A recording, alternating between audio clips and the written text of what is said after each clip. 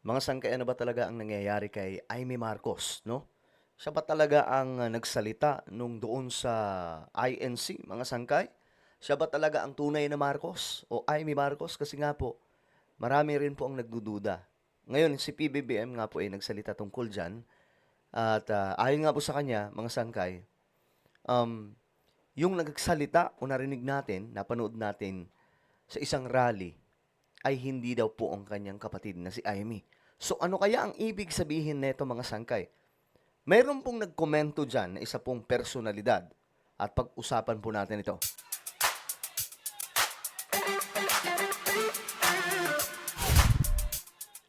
Yo guys, magandang oras po sa inyong lahat, sa lahat ng mga solid sangkay na nanonood ngayon.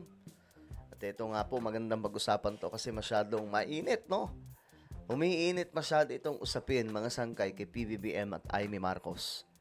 Anyway, before tayo magsimula, sa mga hindi pa po dyan nakakapag-subscribe sa ating YouTube channel, tayo po ay 1.59 million subscribers na.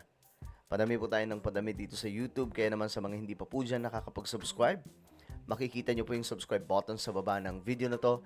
I-click nyo lamang po yung subscribe, i-click ang bell, at i-click nyo po yung all. Sa mga nanonood naman po sa Facebook, i-follow nyo po yung ating Facebook page. Alright, so shoutout po sa lahat ng mga solid sangkay na nanonood ngayon. Ito, pag-usapan lamang po natin kasi ito may nag-post. Ayan, basahin po natin. Si Ramon Tulfo. Alam po natin, mga sangkay, na itong taong ito may mga post din na tumatama. Bagamat may mga post din na medyo hilaw.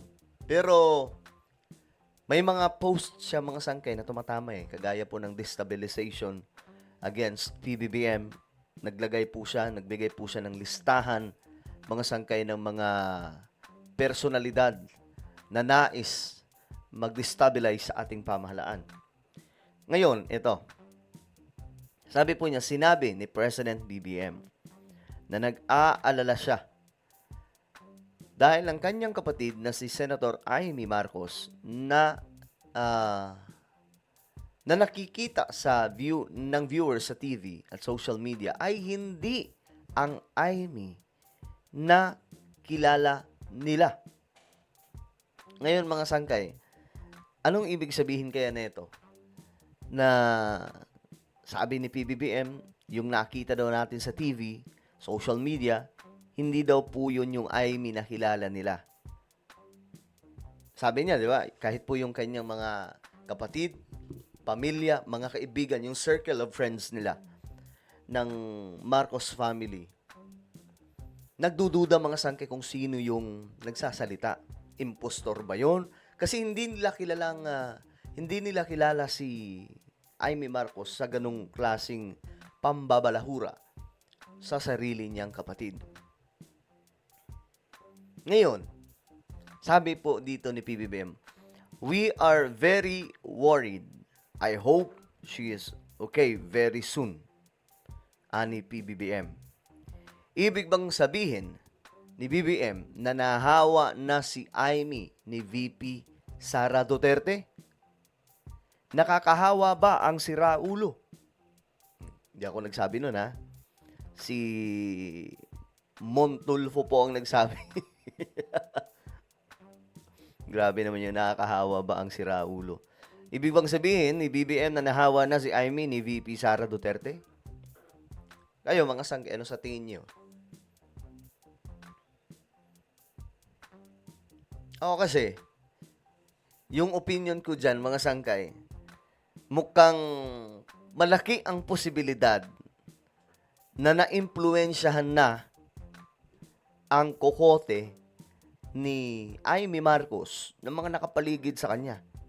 Alam naman po natin kung paano umatake si VP Sara. Diba? We all know that, mga sangkay. Pag umatake si VP Sara, maano ka talaga, mawiwindang ka. Ano ba to? Vice Presidente ba to? Ano ba, bakit ba ganito siya magsalita? So, ito din po ang nangyayari kay Amy Marcos ngayon. Imagine niyo kasi, sarili mong kapatid, babalahurain mo sa harap ng dambuhalang tao, Wala pang nakagawa niyan. May naalala ba kayong gumawa niyan? Wala pang nakagawa niyan kahit pa anong away ng mga politicians na to na magkakapamilya.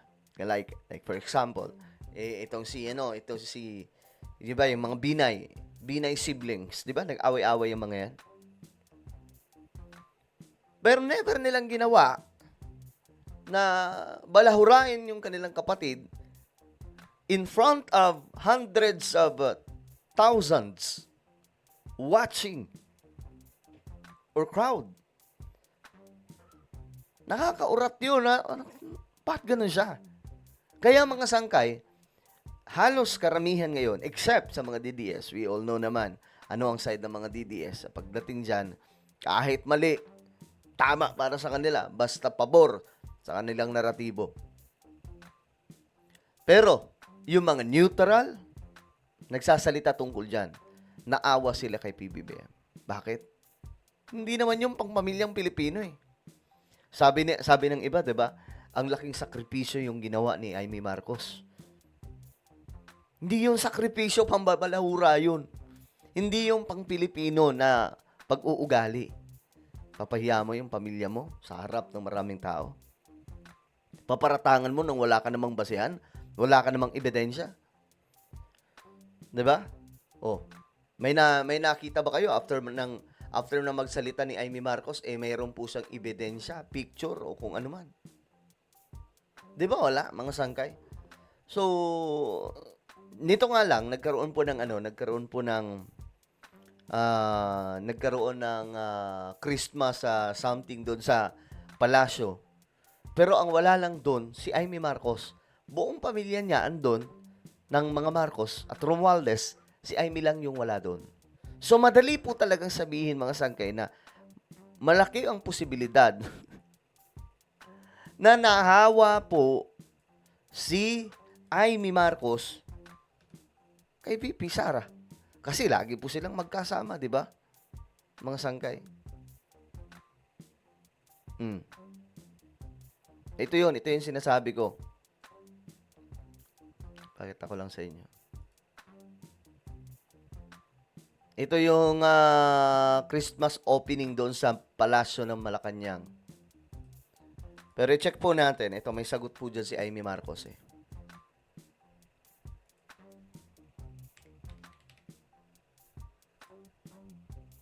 Ewan ko andito sa social media niya. Check natin.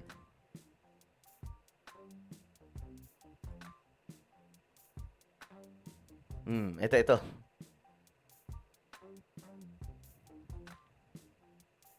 Sabi niya dito, Bongbong ako to. Kung ano-ano na nakikita mo, ading. Patunayan mong mali ako. Gusto kong mali ako. Ngayon, mga sangkay, ang tinutukoy po dito ni PBBM, sa tingin ko hindi yung pagiging impostor ng isang Amy na nagsalita doon sa INC. Ang pagkakaintindi ko dito na sinasabi ni PBBM na yung nakita nyo is not my sister. Hindi yun yung kapatid ko. Kahit yung mga kamag-anak niya, kahit yung mga kaibigan niya, hindi daw yun. Ang tinutukoy dito ni PBBM, yung pagbabago ng ugali ni Amy na hindi na po kagaya nila. Di ba nga po mga sangkay, yung mga Marcos, kahit po nung burol ni Corazon Aquino, pumunta sila. Ganun po sila mga sangkay. Pero itong Amy, itong other side ng Amy Marcos, hindi na po ito yung mapagpakumbabang Amy Marcos. Hindi na daw po itong Amy Marcos na nakikita nila na mabait. Hindi na daw po yun. Nahawa na po talaga. Kita nyo mga sangkay. Ito Ito yung post niya. Kasi nga po, marami yung nandun sa palasyo eh. Marami yung umattend. Ito nga po, kagaya po nito. Mga bilyonaryos at business tycoons spotted sa Malacanang. Kita nyo mga sangkay, tingnan po ninyo. Ayun, sino ba yun? Si Lenny Robredo? Sino ba yan? Hindi. Mga bilyonaryo. Mga kilalang negosyante.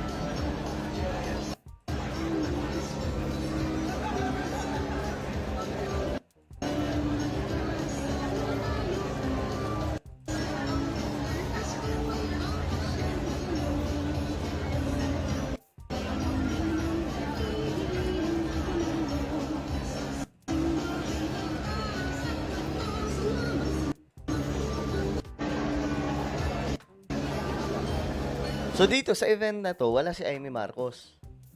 Ngayon, sabi ni Amy Marcos dito, mga sangkay, hindi naman ako inimbita. At kung sasabihan man ako, hindi rin ako pupunta sa Christmas tree lighting. Hindi ko gusto ang mga pasinding nagaganap dyan sa palasyo. Hindi daw niya nagugustuhan ang mga pagsinding nagaganap dyan sa palasyo. Hindi po ito hindi po ito pang Marcos. Alam po natin na kapag Marcos, napaka-humble. Kita niyo si PBBM. Napaka-humble. 'Di ba? Nagsalita ba siya ng masama kay Amy? Wala. Sabi lang niya, hindi yan ang kapatid ko. Mangiyak-ngiyak pa nga siya na bang sinasabi yun. Kasi kilala nila, ang kapatid nila, matino.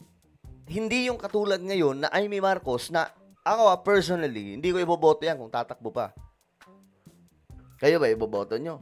Mismo mga Ilocano nagsasabi, hindi na namin iboboto yan. Di ba?